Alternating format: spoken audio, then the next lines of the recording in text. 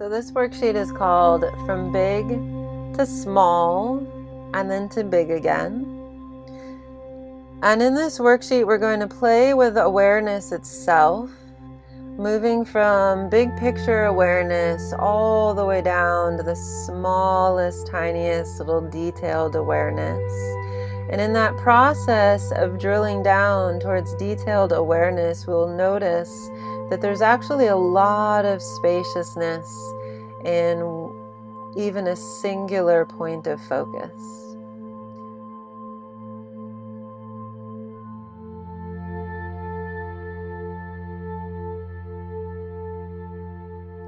So we're using this playfulness of perspective to understand a little more about the workings of our mind.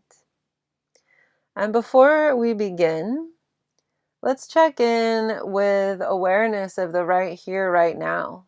And how's our awareness been so far today? Check in with heart, mind, body, breath, the space around you. And as we sit here, have you been aware of these things so far today?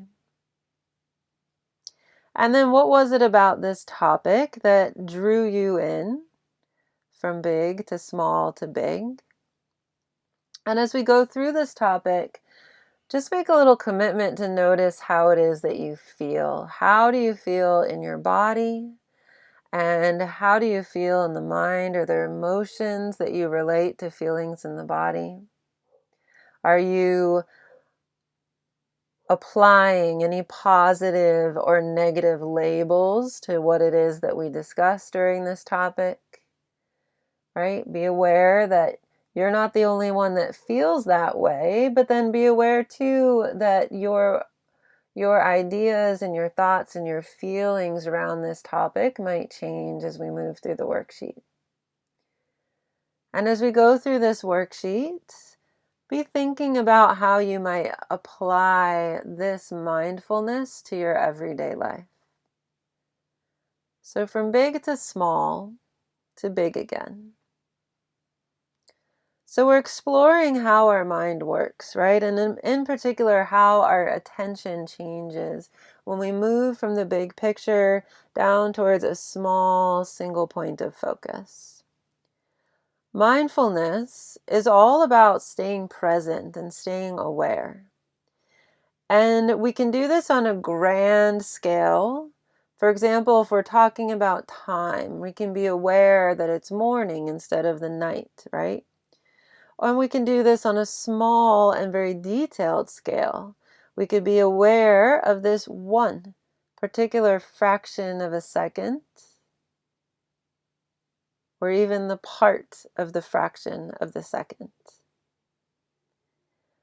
And when we're meditating, we might find that it's easier to do one versus the other, and that might even change from day to day. Right? So it might be easier to meditate on the body as a whole, for example, versus sitting with awareness of just your pinky toe, or vice versa.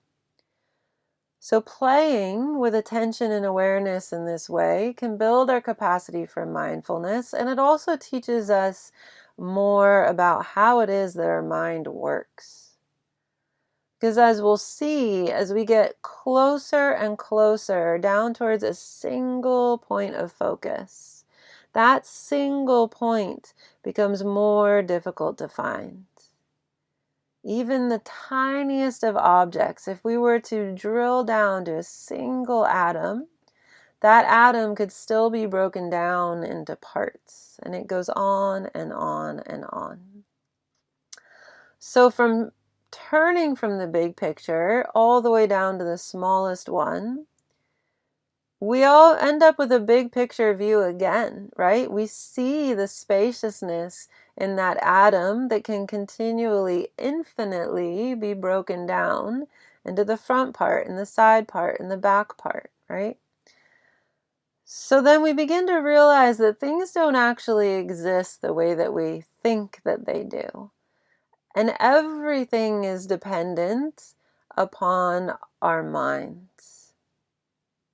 So we're going to use the following meditation to play with that idea, to play with shifting awareness, and allow it to be an experience, just noticing what happens along the way.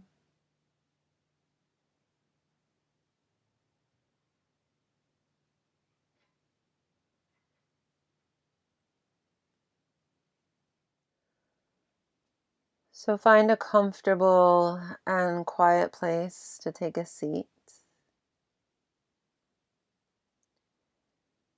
Breathe steadily in and out through your nose. Close your eyes and turn your attention inward towards this breath. Finding a breath that is gentle and patient.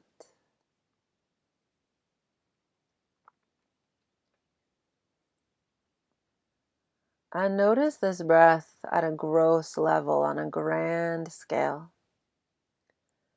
Let the mind be spacious as you just recognize, now I'm breathing in,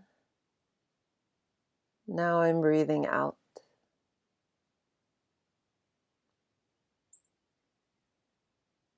Notice how the entirety of the body moves with each breath in and out.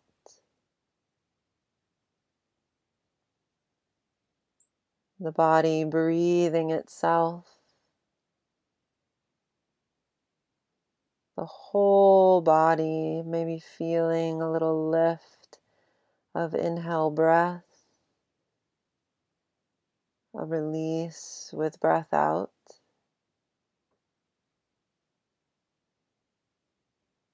Full body awareness.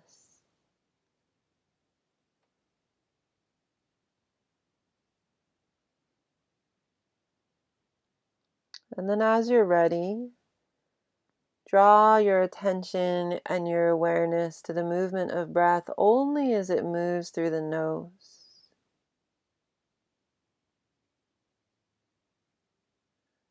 And stay with awareness on this area, the nose. Noticing perhaps which nostril the breath is moving through more freely. Sensation of breath as it moves through the nose.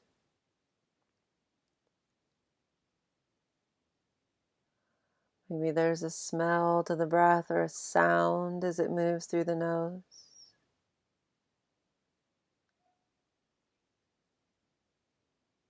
But present in this smaller area, still spaciously aware, but aware of the breath only as it moves through the nose.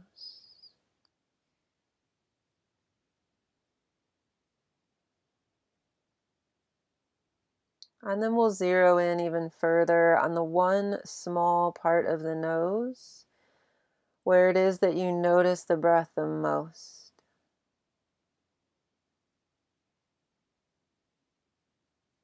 Staying in this one small area for as long as you would like. Breathing and aware of breath only as it goes through this one tiny place.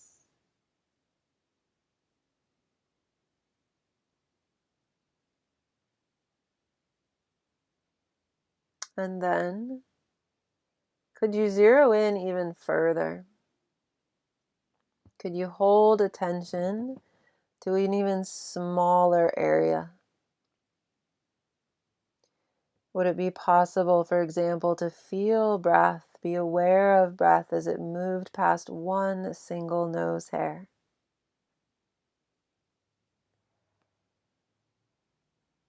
And we stay with that singular point of focus. Stay present with the tiniest detailed area that we can. And then keep asking yourself, could you zoom in even further? Even further.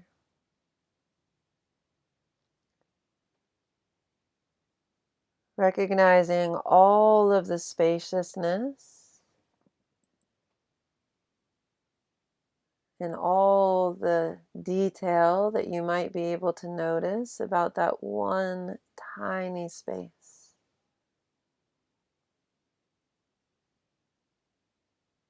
And is it a tiny space or is it a relatively tiny space? And could you take your awareness even further down, further in?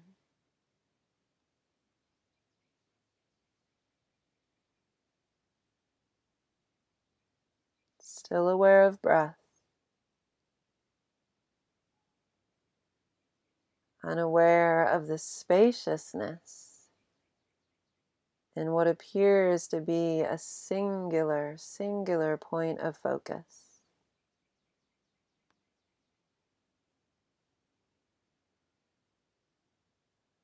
And then as you're ready, we'll slowly open our eyes.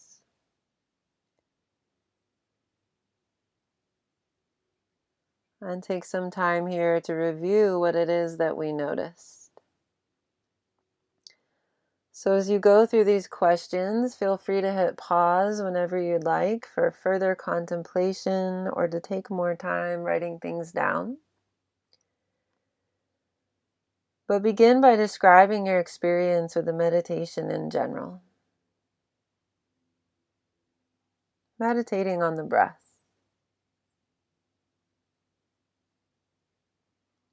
And we played with a gross awareness of breath and a very focused awareness of breath. So at what point in the meditation did you find it most comfortable, easiest to hold and maintain attention on your breath?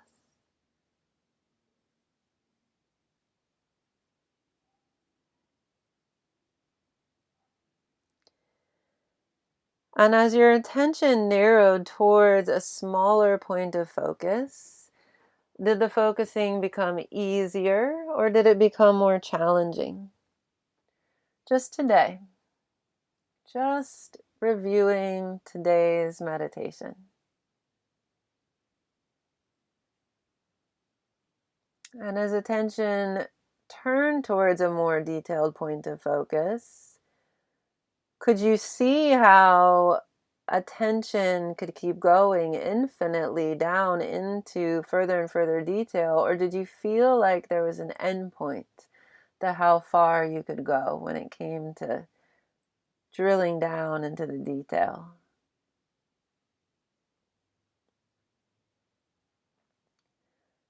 And when you did drill down into that detail, was your mind really sensing and experiencing that detail, or was the mind imagining it at that point?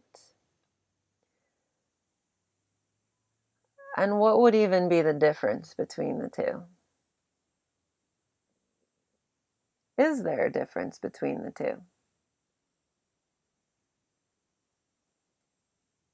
And of course, there's no right or wrong answers to these. Just contemplate and see what arises for you today.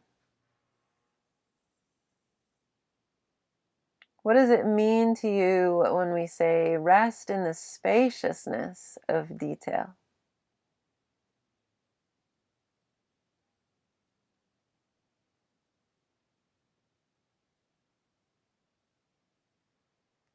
So if everything can infinitely be broken down into smaller and smaller parts, infinitely, if just the tiniest, teeniest, tiniest atom could still have a front side, a back side, a top and a bottom, and then each of those parts could be broken down into the top of the top side of the atom and the bottom of the top side of the atom and so on, how might it be that our mind is the glue that holds reality together?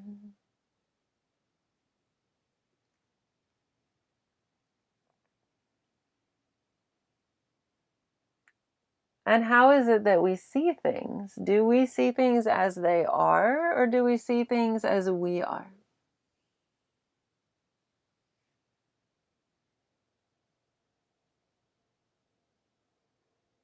And in this meditation, as we played with perspective and played with awareness, how does this playfulness teach us more about how our mind works?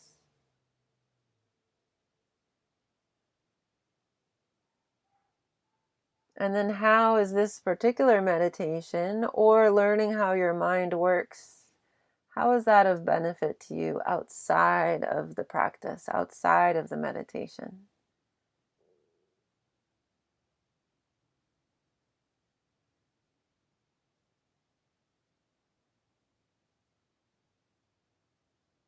And then we'll take a look at a few more ways in which we can play with this idea of moving from gross awareness to detailed awareness and then back out again.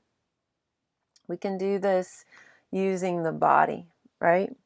So before you begin, you decide what your focused, singular point of focus would be. For example, you could say left pinky toe is where I'm going. And then begin with an overall awareness of your form, your outer silhouette, and then slowly through your meditation, drill down towards that left pinky toe, or all the way down into the molecular level of the left pinky toe, right? And then begin just to see what happens. Where does the body go? And can we arrive through detail back into a feeling of spaciousness? And we can also do a similar meditation using time, right?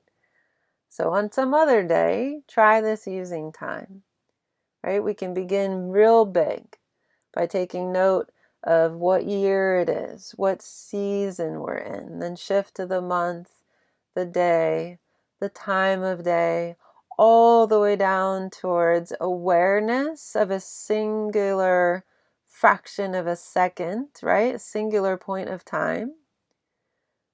But then notice what happens as we try to arrive at a singular point of time, right? Each fraction of time has a middle and an earlier part and a later part, right?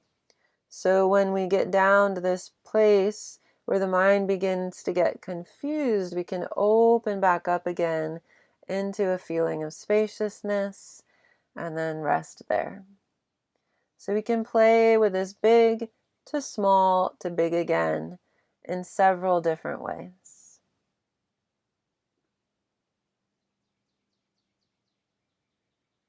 So we'll review. Things are not as solid as they seem. Things aren't solid as they seem. Everything that's within our perception is dependent on us, the perceiver. So the mind is always our partner here in making sense of our reality, and the mind organizes what we notice into structures and concepts. And a lot of this is based on our past experiences and the names that we give to things. So we see the world as we are. We see the world as we are, and we see it through the lens of our past experience and through what it is that we've been taught. A pen is a pen, for example, not a pen is a bookmark, right? Although a pen could be used as a bookmark, when we see it, we say pen, right? So once we recognize that what we perceive depends upon the perceiving mind, we realize that it's possible to change the perceiving mind and thereby change our perception of the world. And in that is great freedom in knowing that nothing is fixed and that everything has potential to change for the better. Right? Imagine what it would be like every time you saw the pen to just know and understand that yes, it can function as a pen, but it could also be a bookmark or a chew toy for a dog, right? So when we start to work with the perceiver itself, our own minds, we start to live in a world that is far more open to possibility and holds within it a lot more potential. The potential is always there, but we begin to be able to see it more clearly.